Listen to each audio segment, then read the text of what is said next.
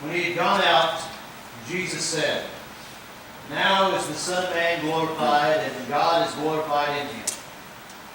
If God is glorified in him, God will also glorify him in himself, and glorify him at once.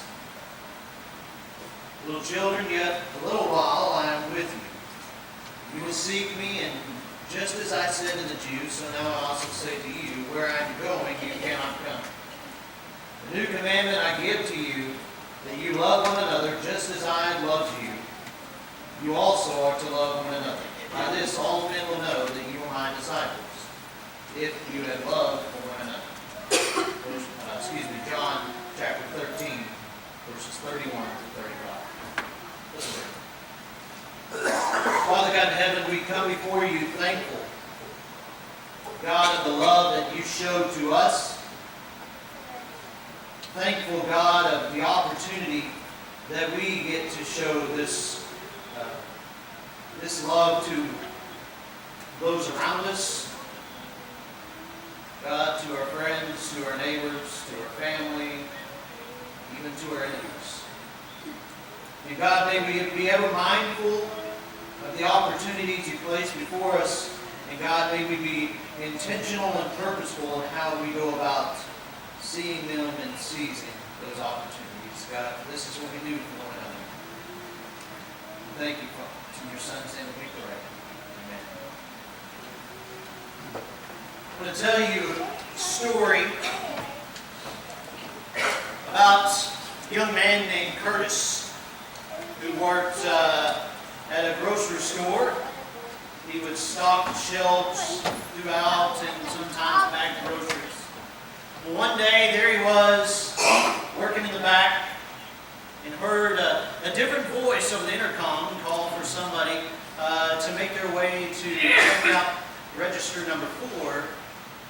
Curtis saying, "Man, I could use a break. I could use the opportunity to get outside," because, he would bag the groceries, and this was in the days where they would actually help you take them to your car. Remember that? Those were the good old days, right? So he comes up there, but as he makes his way up there, the voice that he didn't recognize, now he can put a face to it, and in Curtis's eyes, she was beautiful. So he's thinking in that moment, he's in love. Right? That moment on, he knew what he was going to do. And he knew how this was all going to play out. He just needed to convince her. Right? So he goes about this, and, well, he realizes, I don't even know her name. So he plans, he's got this all figured out. He goes, right there in the break room is where they would clock out. So he plans to be there when she clocks out, because rather than just ask her name, right, it's a simple thing to do. So he waits to see which card she uses, and he sees it, and he finds her name. He walks out into the parking lot, and as he walks out, he sees her walking up the road. Now he's got a new plan. Next day, come to the end of the work day, and now he says, "Hey, can I give you a ride home?" And he seemed harmless enough. She said, gives her a ride home, and as they get to the house, he said, "Hey, I'd like to see you sometime away from work." And she said, I don't know, I just don't think it's possible. But Curtis would not give up. He continued, he pressed, and she said, "Well, let me tell you why.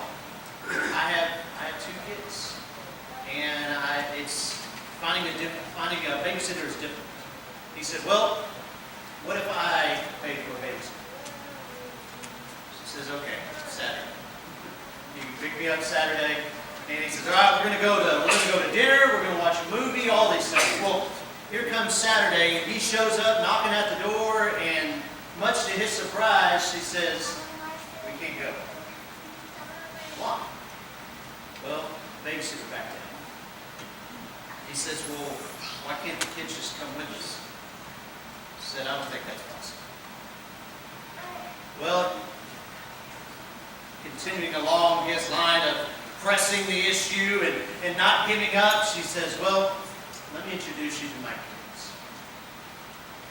She invites him in, and Curtis meets the youngest daughter, who, in his eyes, is cute as can be. then comes around the corner as she brings her son, bound to a wheelchair, apparently. She said, "See, this is why." And he looked and said, "So tell me again why the kids can't come?" Much to her surprise, because usually when any man she met saw that she had 2 kids and you add on to that one in a wheelchair, they usually run. So she knew something was different about him because, her husband had already left her and abandoned the family because of this. So they go as a group. They go to go eat, because again, Curtis did not give up, right? They go eat, they go to the movie, and any time the son needed anything, Curtis would pick him up and take him. Kids fell in love with her. Brenda fell in love with him too. We think about this story. We think about one word, love. Oh, and the stop boy and checkout girl. They kind of became known around society. As a matter of fact, the stop boy gave his Hall of Fame induction speech just last year. Mr. and Mrs. Kirk Warner went on to have 2 more kids after they married a year later. Love. Love is what defined them, and love, as you would ask Kurt and Brenda Warner right now, continues to define them. And when we think of what is said here again in 1 John chapter 3, by this we know love. We think about what the this is in this sense when you go back to even really the end of chapter 2. That and when he says, "And now, little children, abide in Him, so that when He appears, we may have confidence and not shrink from Him. That we may not fall away. That we may not miss what God has done for us." That says that you know that He is righteous. You may be sure that everyone who practices righteousness has been born of Him. And so he says, "See what kind of love the Father has given us." As the NIV reads, "See what kind of love the Father has lavished upon us." And we think about this, what love is. We throw around this word love like a football on a spread offense, right? We just throw it around all over the place, and we just use it in every aspect of life, in everything. I'll be honest with you, I love cheesecake. I really do. But I find it pill-worthy, I'll tell you that. But I'll tell you this, the love that I have for something like that doesn't stand in comparison to the love that I have for my family, for the love that I have for God and what He did for us through the sacrifice of His Son. And you see, I think a lot of this comes down to our definition of love. And if we think about this, we ourselves cannot truly express the amount of thanks. We cannot truly express just how grateful we are, just how thankful we are for what we've read here. What we look at this, verse 11 in 1 John chapter 3. The message you have heard from the beginning, this consistent message, this consistent God who is a God to not just one generation, but to all generations. He says we should love one another. And just as we read earlier in John chapter 13, 34 through 35, that new command I give you, not new in that it's never been told to them before, but new in essence in the way that it's applied, and new in the way that it's received. Every day that we live in this life and have the opportunity to see the sun comes up, as the sun comes up, it has this newness about it, right? Now it's the same sun that rose the day before, and it's the same sun that set the day before, but each day has this newness about it. Each day has this new way we approach each moment. Each day has something new to offer. And so when he says, a new commandment I give you, new in the way that you apply it. That it's not just something that you do, but it's who you are. It's not just something that you checked off, okay, I love my neighbor, okay, I did this, I did all these things. But no, it's at the very heart of who we are. It's at the very heart of what we do in deed and in truth, as it says here. It's what we do in our actions. It's what we do in our words. It's how we approach others in those moments. How we offer that love to them. Why? Not because what they have done, but because what God has done. That is why. That is why we love one another. Isaiah 63:7. I will recount the steadfast love of the Lord, the praises of the Lord, according to all the Lord has granted us, and the great goodness to the house of Israel, that he has granted them according to his compassion, according to the abundance of his steadfast love. According to the abundance of his steadfast love. When we think about what God has done for us, what response does that bring within us? Does it lead us to praise him? Does it lead us to worship him? Because I believe that's what the prophet Isaiah is talking about. It should lead us to have a response before him of awe and wonder and amazement at him. And that even when we read in John chapter 13, beginning in verse 31, when he's talking about that the Son of Man may be glorified, that God may be glorified, that is our response to him based on what he has done for us, to glorify him, to raise him up, for all to see for what he has done, not just for us, but what he has done for everyone. What is our response when we think of just how thankful we are before God? The Library of Congress was approached by a Texas businessman who wanted to write a book. The Library of Congress said no. Let me tell you why. The title of the book was A Million Thanks. He wanted to pass out this book to friends, colleagues, family, customers, all these things. But the Library of Congress said no. You know why? Because you can't copyright just one word. This entire book, every word, 1,000,000 times over, the word thanks. We ourselves could never put into a book 1,000,000 thanks or many millions of thanks because of what he has done for us. That we think of this one, maybe one moment of God interjecting himself into our lives by maybe sending someone to disciple us along the way. Just think about the things that maybe the path that we were on, the direction that we were headed, those things that were thwarted, those things that were prevented, and the opportunities of the joys that we could experience along the way. Yes, struggles. We could never say thank you enough. But you know what we do?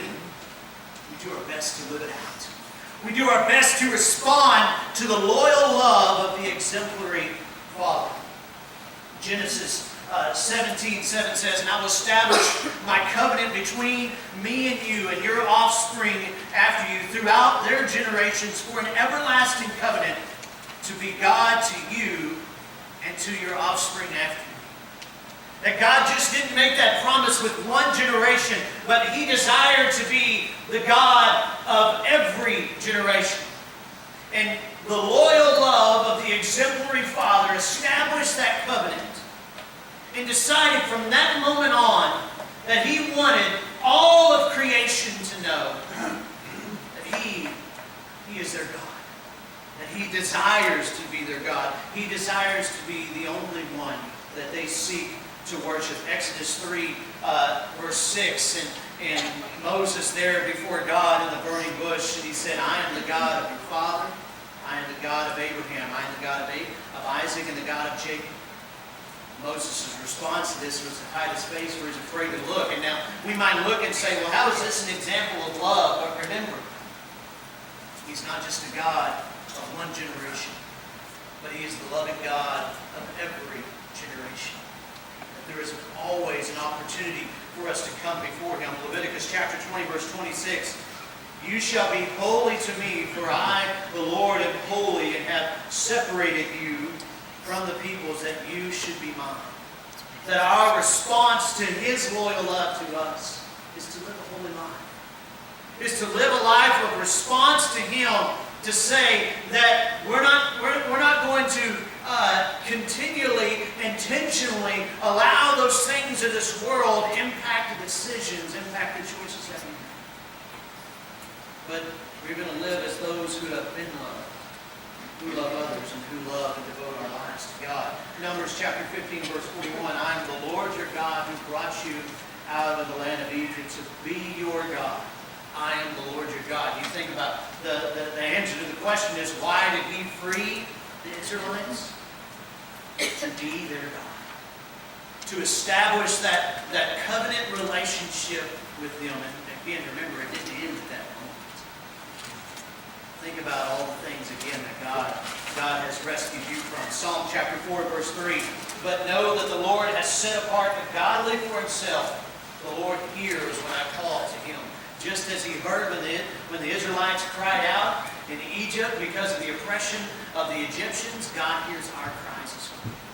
He hears our cries for help. Exodus 34:31, and you are my sheep, human sheep of my pasture, and I am your God, declares the Lord. That He is our God. He is the one who frees us. He is the one who guides us. He is the one who is constantly there. Who will never leave us, who will never forsake us. Think of that language. And so what's our response to this? See what great love that God has lavished upon us, what all God has done for us. What's our response to this? Love. At this point, in 1 John chapter 3, 16 through 18, John the Apostle shows us. He shows us what true love looks like. That the love that was bestowed upon us through God, and he says we have the opportunity to know.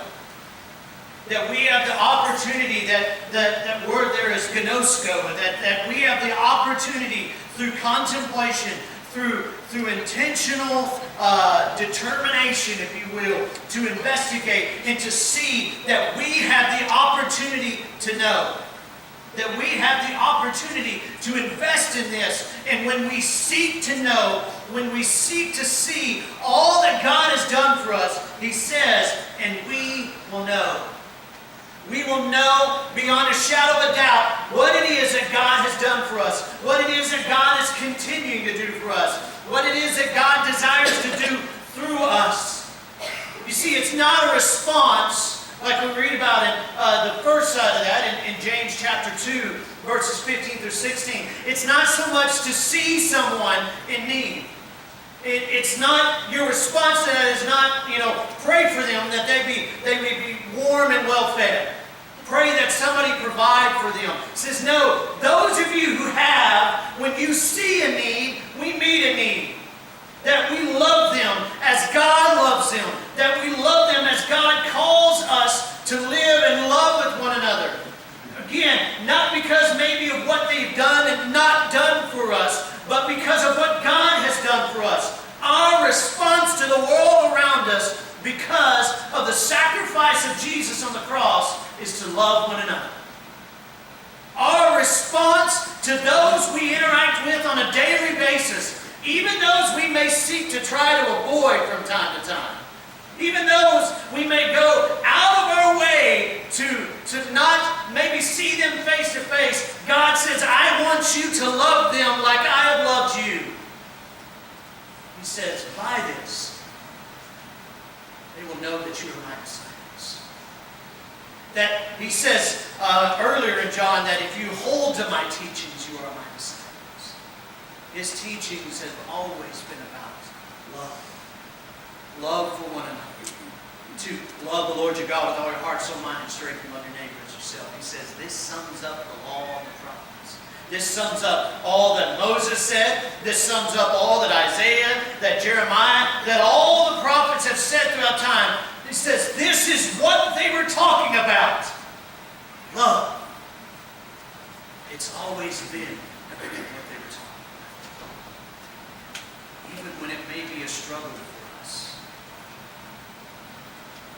You'll find them on a porch somewhere. An older couple,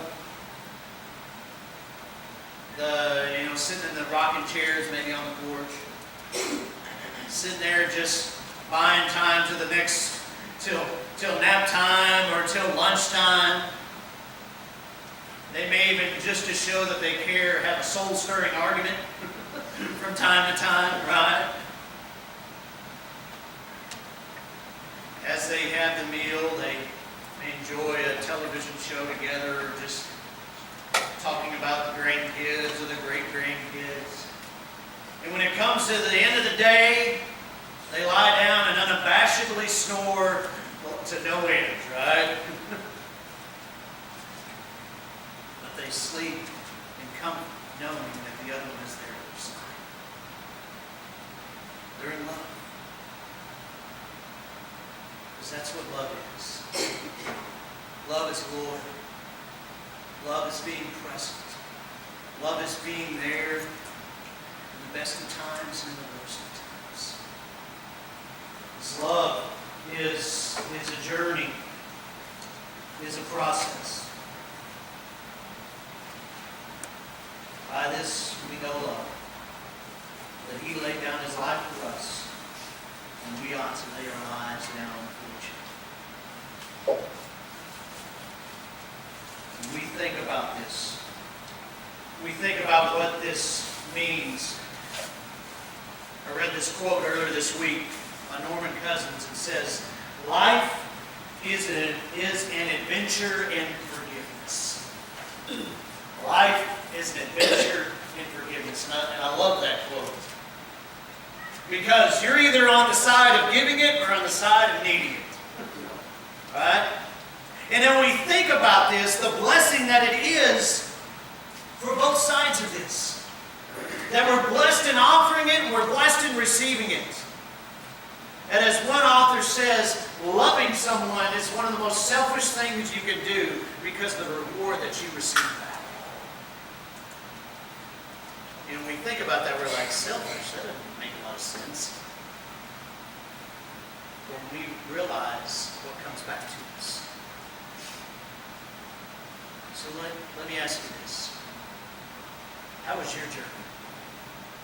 How is your journey going so far in this life? Is it a journey of forgiveness, of daily forgiveness, maybe of offering it, maybe of needing to receive it? If you have yet to find yourself each day in a moment of not needing forgiveness, like a preacher said, just stick around. Just wait for another moment. We're all in need. Well, for one reason, it says what? We've all sinned and fall short of the glory of God.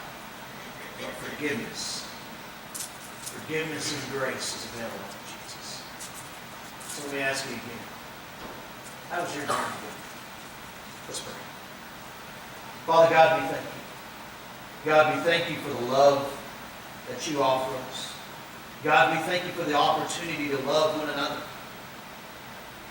God, we know that this is not a suggestion that you offer to us, but God, a command. There will always be those in need of love. And we, who are called by your name,